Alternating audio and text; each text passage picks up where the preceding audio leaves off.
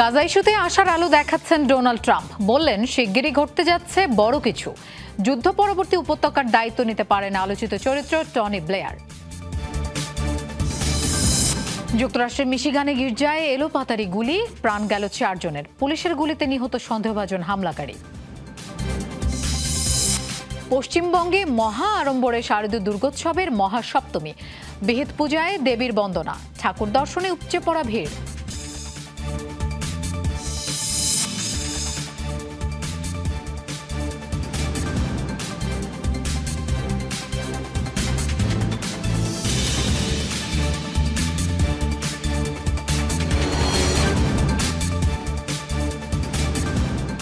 দর্শক, এতক্ষণ শিরোনাম দেখছিলেন, আপনাদের সঙ্গে থাকছি আমি মৌসুমী আহমেদ লোপা। যাচ্ছি পুরো খবরে।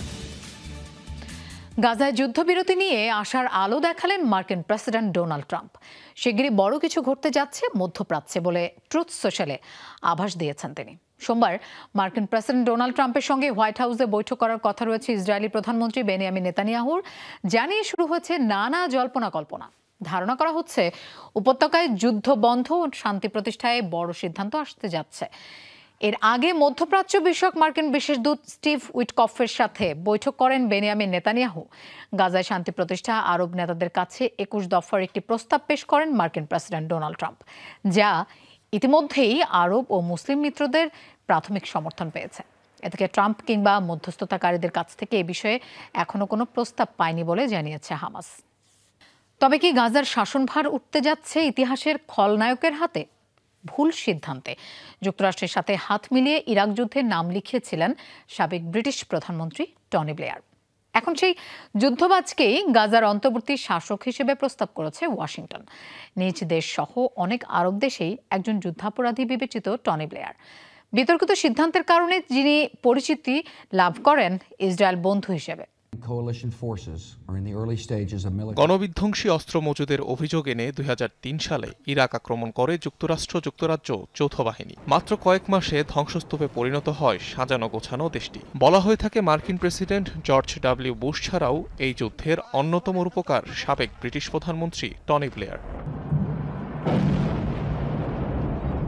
ইতিহাসের পাতায় বিতর্কিত ব্যক্তিত্ব এবং খলনায়ক উপাধি পাওয়া সেই ব্লেয়ারকেই এখন যুদ্ধ পরবর্তী গাজার অন্তর্বর্তী প্রশাসক হিসাবে প্রস্তাব করেছে ট্রাম্প প্রশাসন। প্রস্তাবিত পরিকল্পনায় তাকে গাজা ইন্টারন্যাশনাল ট্রানজিশনাল অথরিটি নামে নতুন একটি পরিচালন ব্যবস্থার প্রধান হিসাবে নিয়োগ করা হবে। হামাস ক্ষমতাচ্যুতির পরবর্তী কয়েক বছর যা গাজা পরিচালনা করবে। 10 বছর যুক্তরাজ্যের প্রধানমন্ত্রীর পদে থাকা টনি ব্লেয়ারের ইরাক যুদ্ধের ভূমিকা ছিল নানা কারণে সমালোচিত। অভিযোগ রয়েছে ইরাক আক্রমণে তৎকালীন মার্কিন প্রেসিডেন্ট জর্জ ডব্লিউ বুশকে সমর্থন জুগিয়েছিলেন তিনি। তার নির্দেশেই যুদ্ধে অংশ নেয় ব্রিটিশ বাহিনী, যে কারণে যুক্তরাজ্য সহ অনেক আরব দেশের মানুষের কাছেই যুদ্ধাপরাধী হিসাবে বিবেচিত তিনি। যুক্তরাষ্ট্র, জাতিসংঘ, ইউরোপীয় ইউনিয়ন ও রাশিয়ার মধ্যপ্রাচ্য বিষয়ক দূত হিসেবে নিযুক্ত ছিলেন টনি ব্লেয়ার। দায়িত্ব ছিল ফিলিস্তিনি প্রতিষ্ঠান নির্মাণ, অর্থনৈতিক উন্নয়ন ও শাসন নিরাপত্তা সংস্কারের। অভিযোগ রয়েছে দূত থাকাকালে পশ্চিম তীরে অবৈধ ইসরায়েলি বসতি থামাতে তেমন কিছুই করেননি তিনি। ফলস্বরূপ পরিচয় লাভ করেন ইসরায়েলের বন্ধু হিসাবে। ইরাককে ধ্বংসস্তূপে পরিণত করার যখন অন্যতম কুশীলব টনি ব্লেয়ার, তখন আরেক যুদ্ধবিধ্বস্ত উপত্যকার নিয়ন্ত্রণ দেওয়া হচ্ছে তার হাতে। প্রশ্ন উঠছে, গাজার মতো স্পর্শকাতর ভূখণ্ডে তার ভূমিকা কতটুকু গ্রহণযোগ্য? অনিক রহমান, যমুনা নিউজ। এবার ট্রাম্প নেতানিয়াহুর ব্যঙ্গাত্মক শিল্পকর্ম দেখা গেল তেল আবিবের সমুদ্র সৈকতে, যেখানে লেখনির মাধ্যমে ইসরায়েলি প্রধানমন্ত্রীর কাছে আর বোকা না বনে যাওয়ার অনুরোধ জানানো হয়। সোমবার প্রেসিডেন্ট ট্রাম্পের সাথে চতুর্থবারের মতো বৈঠকে বসবেন ইসরায়েলের প্রধানমন্ত্রী বেনিয়ামিন নেতানিয়াহু। পুরো বিশ্ব যখন গাজার পক্ষে, তখনই প্রেসিডেন্ট ট্রাম্প হোয়াইট হাউসে আমন্ত্রণ জানান নেতানিয়াহুকে। তাই বৈঠকে সামনে রেখে এবার অভিনব কায়দায় এই প্রতিবাদ জানানো হয়। ব্যঙ্গাত্মক এই শিল্পকর্মের পেছনে কে বা কার হাত আছে তা এখনো জানা যায়নি।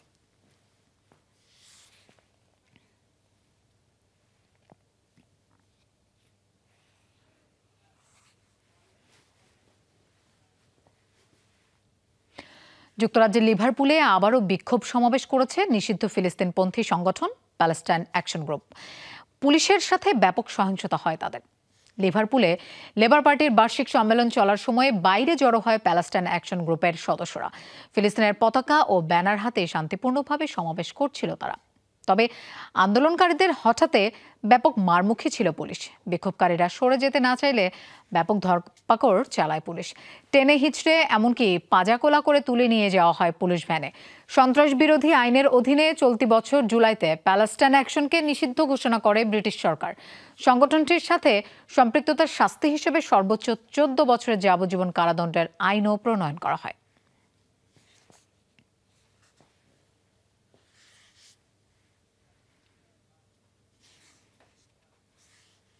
গাজার উদ্দেশ্যে ত্রাণ নিয়ে যাত্রা কেবল প্রচারণার কৌশল, এমন অভিযোগ উড়িয়ে দিলেন সুইডিশ মানবাধিকার কর্মী গ্রেটা থুনবার্গ। তিনি বলেন, প্রচারণার অংশ হিসেবে কেউ নিজের জীবন হুমকির মুখে ফেলতে পারে না। প্রথমত, প্রচারণা কিংবা জনপ্রিয়তা পাওয়ার আশায় কেউ নিজের জীবন ঝুঁকির মুখে ফেলবে বলে আমার মনে হয় না। আপনারা কি কখনো গাজায় অসহায় মানুষদের প্রশ্ন করে দেখেছেন সহায়তার এইটুকু আশ্বাস তাদের কাছে প্রচারণার কৌশল বলে মনে হয় কিনা?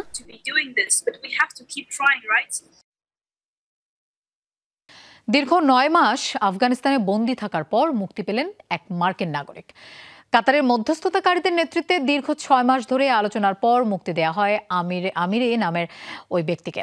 রোববার যুক্তরাষ্ট্রের উদ্দেশ্যে রওনা হন তিনি। গত বছর ডিসেম্বরে তাকে আটক করেছিল তালেবান, তবে আটকের কারণ সম্পর্কে নিশ্চিত করেনি। আফগান প্রশাসন আমিরকে অন্যায়ভাবে বন্দী করেছে বলে অভিযোগ করেন মার্কিন পররাষ্ট্রমন্ত্রী মার্কো রুবিও। চলতি বছর আমিরের আগে আরও 4 মার্কিনী বন্দীকে মুক্তি দিয়েছে তালেবান প্রশাসন।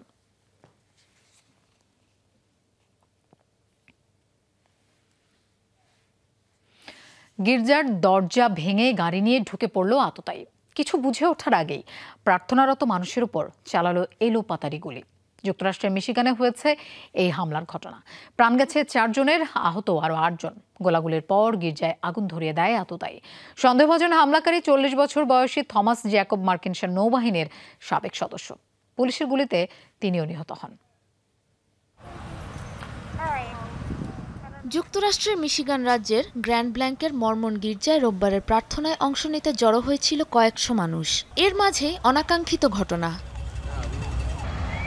নাটকীয়ভাবে গির্জার দরজা ভেঙে ভেতরে ঢুকে পড়ে একটি গাড়ি। অ্যাসল্ট রাইফেল হাতে গাড়ি থেকে নামে এক ব্যক্তি। প্রার্থনারত মানুষগুলো কিছু বুঝে ওঠার আগে শুরু হয় এলোপাতাড়ি গুলিবর্ষণ। প্রাণ বাঁচাতে এদিক ওদিক ছোটাছুটি শুরু করে সবাই। গুলির আঘাতে ঘটনাস্থলে মারা যায় 2 জন। গোলাগুলিতেই ক্ষান্ত হয়নি হামলাকারী। গির্জায় আগুনও ধরিয়ে দেয় সে। পুড়ে যায় মূল ভবনের বড় একটি অংশ। খবর পেয়ে পুলিশ ঘটনাস্থলে পৌঁছাতেই আততায়ীর সাথে বেশ কিছুক্ষণ হয় গোলাগুলি। প্রাণ হারায় হামলাকারী। পুড়ে যাওয়া ভবন থেকে আরও 2 জনের দেহাবশেষ উদ্ধার করে পুলিশ। দগ্ধ ও আহতদের নেওয়া হয় হাসপাতালে। এই ঘটনায় তদন্ত শুরু করেছে পুলিশ ও গোয়েন্দা বিভাগ। হামলাকারী সহ এ ঘটনায় এখন পর্যন্ত নিহত মোট 5 জন। আগুনে চার্চের অনেকখানি পুড়ে গেছে, ফলে আমাদের জন্য কাজ করা একটু মুশকিল হয়ে উঠেছে। ভিতরে আর কোনো মরদেহ আছে কিনা তা বের করার চেষ্টা করছি। হামলাকারীর পরিচয় প্রকাশ করেছে পুলিশ। 40 বছর বয়সী থমাস জ্যাকব স্যানফোর্ড পেশায় ছিলেন মার্কিন নৌবাহিনীর একজন কর্মকর্তা। গ্র্যান্ড ব্ল্যাঙ্ক থেকে 6 মাইল দূরের শহর বার্টনের বাসিন্দা ছিলেন তিনি। 2004 সালে মেরিন কর্পসে যোগ দেন থমাস। 2007 সালে ইরাক মার্কিন মিশনেও অংশ নিয়েছিলেন। সেখানে 7 মাস অবস্থান করেছিলেন থমাস। এর কয়েক মাস পরেই ইস্তফা দেন নৌবাহিনী থেকে। সাবরিনা নুসরাত, যমুনা নিউজ। যুক্তরাষ্ট্রের নিউ ইয়র্ক সিটির মেয়র নির্বাচন থেকে সরে দাঁড়ালেন এরিক অ্যাডামস।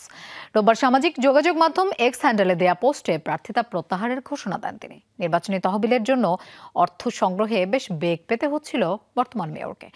বিভিন্ন জরিপেও জোহরান মামদানি ও অ্যান্ড্রু কুমোর থেকে অনেকটাই পিছিয়ে ছিলেন এরিক। তিনি সরে দাঁড়ানোয় প্রতিদ্বন্দ্বিতা হবে কেবল ডেমোক্র্যাট প্রার্থী জোহরান মামদানি এবং স্বতন্ত্র অ্যান্ড্রু কুমোর মধ্যেই। 2022 সালে দ্বিতীয় কৃষ্ণাঙ্গ হিসেবে নিউ ইয়র্ক সিটির মেয়র হিসেবে নির্বাচিত হয়েছিলেন এরিক অ্যাডামস। এবারের মেয়র নির্বাচনে স্বতন্ত্র প্রার্থী হিসেবে লড়াইয়ে নেমেছিলেন তিনি।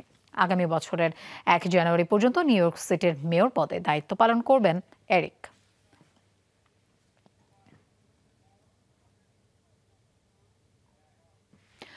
যুক্তরাষ্ট্রের শিকাগোয় টহলরত সেনাদের ঘিরে বিক্ষোভ করেছে স্থানীয়রা। শহর থেকে সেনাদের সরিয়ে নেওয়ার দাবি জানায় তারা। রোববার মার্কিন প্রেসিডেন্ট ডোনাল্ড ট্রাম্প ঘোষিত অপরাধ দমন অভিযানের অংশ হিসেবে পথে পথে টহল দিচ্ছিল ন্যাশনাল গার্ডের সেনারা। এ সময়ে তাদের ঘিরে ধরে সাধারণ মানুষ। অভিবাসী বিষয়ক সংস্থা আইসের বিরুদ্ধে স্লোগান দেয় তারা। আইস এজেন্টদের চলে যাওয়ার দাবিও জানায়। যুক্তরাষ্ট্র থেকে সব অবৈধ অভিবাসীকে বিতাড়নের উদ্যোগ নিয়েছেন প্রেসিডেন্ট ট্রাম্প। অপরাধ দমন অভিযান নামে আখ্যা দিয়েছেন এই পদক্ষেপকে। এ পর্যন্ত বিভিন্ন শহরে আটক হয়েছে ১৫০০-এর বেশি মানুষ। যদিও অপরাধের কোনো রেকর্ড নেই এমন অনেককেই গ্রেফতার করা হয়েছে। এতে সাধারণ মানুষের মনে তৈরি হয়েছে তীব্র ক্ষোভ। মহা আড়ম্বরে পশ্চিমবঙ্গে পালিত হচ্ছে শারদীয় দুর্গোৎসবের মহাসপ্তমী। লোকে লোকারণ্য কলকাতার পূজা মণ্ডপগুলো। দুর্যোগপূর্ণ আবহাওয়া উপেক্ষা করেই সকাল থেকে মণ্ডপে ভিড় করতে থাকেন সনাতন ধর্মাবলম্বীরা। গতকাল থেকে কিছুটা উন্নতি হয় আবহাওয়ার। সূর্যোদয়ের পরপরই শুরু হয় পূজার আচার। সকালেই নবপত্রিকা স্নান করিয়ে পুরোদমে শুরু হয় দুর্গাপূজা। মণ্ডপে মণ্ডপে আয়োজন করা হয় বিহিত পূজার। দেবীর আরাধনায় শান্তি লাভের প্রার্থনা করেন ভক্তরা। এদিকে পূজা উপলক্ষে কঠোর নিরাপত্তার চাদরে ঘিরে রাখা হয়েছে পশ্চিমবঙ্গকে।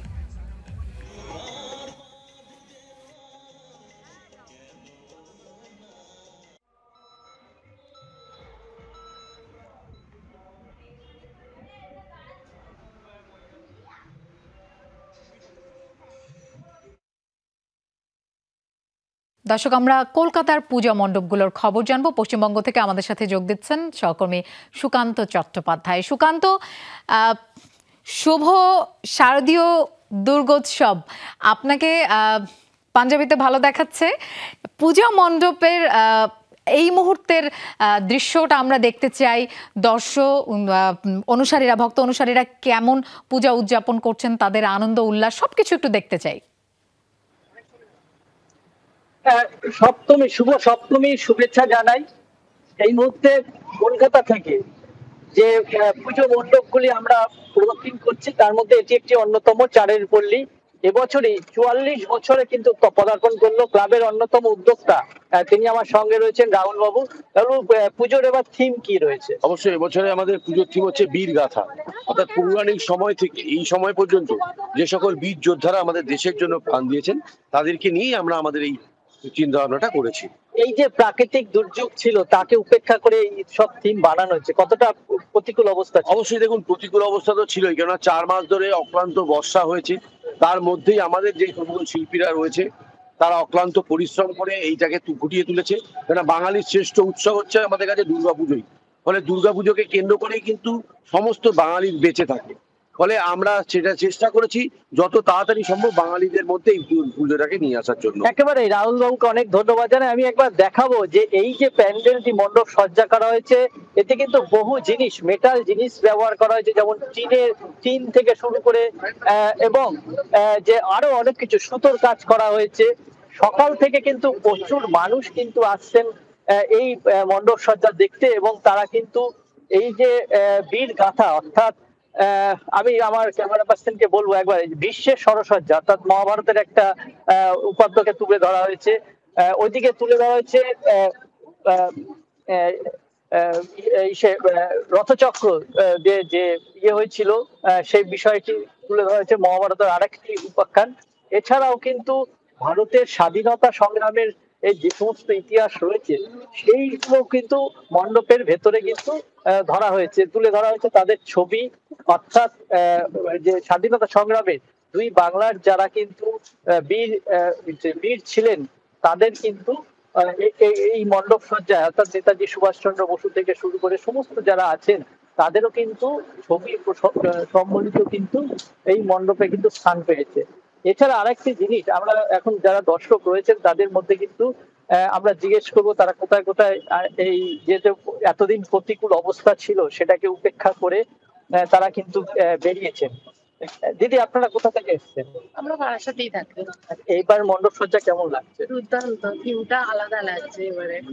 মন্দিরের মধ্যে যে ভারতের স্বাধীনতা সংগ্রাম থেকে শুরু করে রামায়ণ মহাভারত সব উল্লেখ করা হয়েছে, সেটাকে কিভাবে দেখছেন? এটা খুব ভালো লাগলো যে প্রথমে যখন ঢুকছি তখন মহাভারতের কিছু চিত্র ধরা হয়েছে, যখন ভিতরে গেলাম তখন এই সংগ্রামটাকে মহাভারতের সংগ্রামের সাথে তুলনা করা হয়েছে আমাদের স্বাধীনতা সংগ্রামটাকে। খুব ভালো লেগেছে, নতুন থটটা পুরো। আপনার নাম? আমার নাম শর্মিষ্ঠা রায়। আমরা দেখলাম যে আর যেটা হচ্ছে ইয়াং জেনারেশনের কিন্তু একটা ভিড় রয়েছে, সেটাও কিন্তু যথেষ্ট চোখে পড়ছে। এবছরই কিন্তু সুকান্ত, খুব সুন্দর করে সাজানো হয়েছে পূজা মণ্ডপ। ধন্যবাদ আমাদের সাথে যোগ দেবার জন্য। সীমান্ত দিয়ে অবৈধ অস্ত্র চোরাচালান ঠেকাতে দ্বিপাক্ষিক উদ্যোগ নেওয়ার ঘোষণা দিয়েছে দুই প্রতিবেশী যুক্তরাষ্ট্র এবং মেক্সিকো। বিষয়টি নিশ্চিত করেন মেক্সিকোর প্রেসিডেন্ট ক্লদিয়া শেনবাউম। চলতি মাসের শুরুতে অবৈধ অস্ত্র ও মাদকের চোরাচালান বন্ধে যৌথ উদ্যোগ নিয়ে কথা হয় দুদেশের মধ্যে। বিস্তারিত আলোচনা করতে চলতি মাসের শুরুতে মেক্সিকো সফর করেন মার্কিন পররাষ্ট্রমন্ত্রী মার্কো রুবিও। নতুন এই উদ্যোগের অংশ হিসেবে নিজেদের 32টি রাজ্যে মার্কিন ট্র্যাকিং ডিভাইস ও ব্যালিস্টিক ইমেজিং প্রযুক্তি ব্যবহার করবে মেক্সিকো, যা যৌথ তদন্ত ও গোয়েন্দা তথ্য আদান প্রদান প্রক্রিয়া সহজ করবে।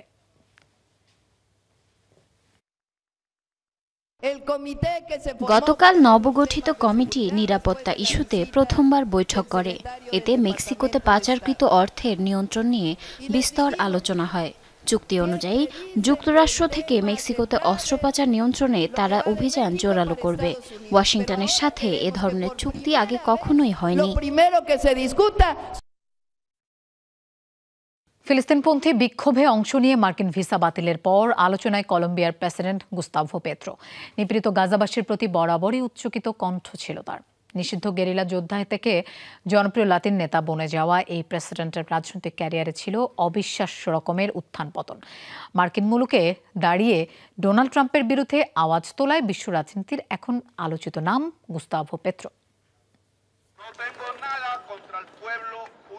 খোদ যুক্তরাষ্ট্রের মাটিতে দাঁড়িয়ে আওয়াজ তোলেন মার্কিন সেনাদের বিরুদ্ধে, আহ্বান জানান মানবতার দিকে রাইফেল তাক না করার। ভৌগোলিক দূরত্ব কখনোই বাধা হয়ে দাঁড়ায়নি, বরাবরই ফিলিস্তিনের পক্ষে আওয়াজ তুলেছেন কলম্বিয়ার প্রেসিডেন্ট গুস্তাভো পেত্রো। ফিলিস্তিনিদের মুক্ত করতে যুক্তরাষ্ট্রের চেয়েও বড় বাহিনী গঠনের ডাক ছিল তার কণ্ঠে। এমনকি জাতিসংঘের মঞ্চেও তুলোধুনো করে গেছেন মার্কিন প্রেসিডেন্ট ডোনাল্ড ট্রাম্পকে। ট্রাম্পের অনুমোদিত গণহত্যায় নীরব সাক্ষ্য দেওয়ার জন্য জাতিসংঘেরও কটাক্ষ করেন পেট্রো। সোচ্চার কণ্ঠে বিরোধিতা করেন ধনী গরিব সাদা কালো বৈষম্য নিগ্রহের। নিষিদ্ধ গেরিলা যোদ্ধা থেকে জনপ্রিয় লাতিন নেতা, অ্যাডভেঞ্চারে পূর্ণ গুস্তাভো পেত্রোর রাজনৈতিক ক্যারিয়ার। অস্ত্র রাখার দায়ে একসময় আটক হয়েছিলেন যে দেশের সেনাবাহিনীর হাতে, পরবর্তীতে শাসনভার হাতে নেন সেই দেশেরই। অস্ত্র সমর্পণ করে সদল বলে 1990 সালে রাজনীতিতে নাম লেখান সাবেক M19 গেরিলা যোদ্ধা গুস্তাভো পেত্রো। পরের বছরই নির্বাচিত হন পার্লামেন্ট সদস্য পদে। ছিলেন রাজধানী বোগোতার মেয়রও। 2010 ও 2018 সালে 2 দফায় ব্যর্থতার পর তৃতীয়বারে 2022 সালে প্রেসিডেন্ট পদে জয়ের মুখ দেখেন বামপন্থী ঘরানার গুস্তাভো পেত্রো। গাজায় আগ্রাসনের জেরে গেল বছর যুক্তরাষ্ট্রের ঘনিষ্ঠ মিত্র ইসরায়েলের সাথে কূটনৈতিক সম্পর্ক ছিন্নের সিদ্ধান্ত নেন কলম্বিয়া প্রেসিডেন্ট গুস্তাভো পেত্রো।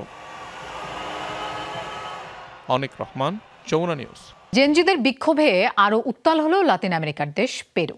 রোববার তরুণদের সরকার পতনের আন্দোলনে যোগ দিয়েছে পরিবহন ও ব্যবসায়ী সংগঠনগুলো। দেশটির রাজধানী লিমায় গুরুত্বপূর্ণ সড়কে মিছিল সমাবেশ করে জেনজি বিক্ষোভকারীরা।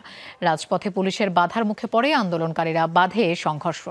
আহত হয় অন্তত 18 জন। পুলিশের বিরুদ্ধে অতিরিক্ত বল প্রয়োগের অভিযোগ তোলে বিক্ষুব্ধ তরুণরা। সামাজিক মাধ্যমগুলোতে চলছে নিন্দা সমালোচনার ঝড়। সংঘর্ষের ঘটনায় তদন্তের কথা জানিয়েছে পেরুর ন্যাশনাল পুলিশ। বিক্ষোভকারীদের ছোড়া মলোটভ ককটেলের আঘাতে এক পুলিশ কর্মকর্তা দগ্ধ হয়েছে বলে জানিয়েছে কর্তৃপক্ষ।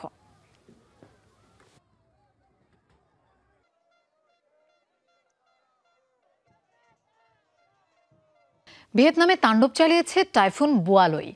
প্রাণ গেছে কমপক্ষে 8 জনের, এখনও নিখোঁজ 17 জন।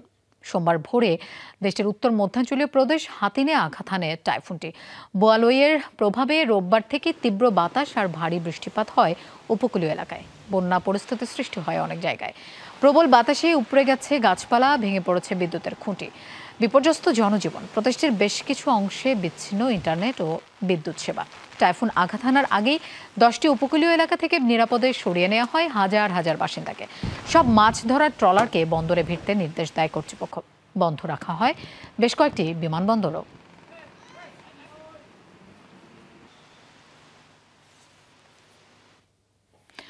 বিক্রির দিক দিয়ে নতুন মাইলফলক স্পর্শ করল চীনা প্রযুক্তি প্রতিষ্ঠান শাওমি। চীনের বাজার দাপিয়ে বেড়াচ্ছে শাওমির 17 সিরিজ। কিছুদিন আগেই অ্যাপলকে চ্যালেঞ্জ জানিয়ে 17 সিরিজ উদ্বোধন করে শাওমি। চীনে ওপেন সেল শুরু হওয়ার পরই শাওমি 17 সিরিজ ব্যাপক সাড়া ফেলেছে। মডেলগুলো বাজারে ছাড়ার প্রথম 5 মিনিটেই সব বিক্রি হয়ে যায়, যা নতুন এক রেকর্ড গড়ে। 17 সিরিজের ডিসপ্লে ক্যামেরাতে থাকছে বড় ধরনের পরিবর্তন। প্রো মডেলগুলো গেম চেঞ্জার হিসেবে বিবেচনা করছে টেক বিশেষজ্ঞরা। 17 সিরিজ পরবর্তী প্রজন্মের সেরা স্মার্টফোন বলে দাবি করছে শাওমি।